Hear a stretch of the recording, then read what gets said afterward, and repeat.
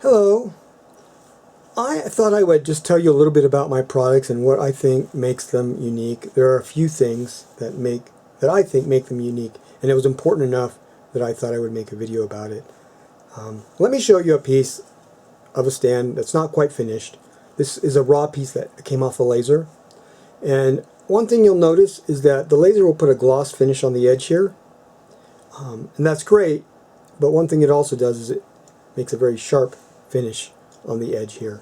And I worry that that edge might damage a hilt or some other prop that you might be wanting to sit on this. And so well, here's one thing I want to show you that I do. And if I'll get close here, you'll see that I like to put a round over back on. See, there's no longer that sharp. There's a nice smooth edge. Let me see if I can give you a better look here. See, from the front you can also see I put a bevel on the edges of the acrylic. And you'll notice that it's glossy too, and that's because I have to put that shine back on wherever I make that nice bevel and curved edge. And so I have to do that manually, and so it takes extra time.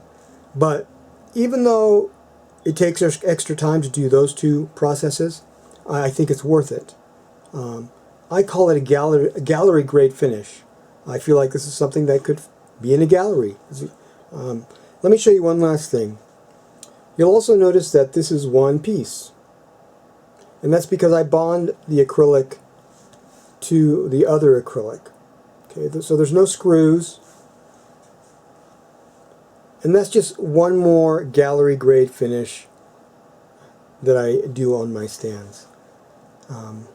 After all, you're kind of doing your own little gallery in your house, and you want your very nice hilts or blasters to also sit on something that has a gallery grade finish.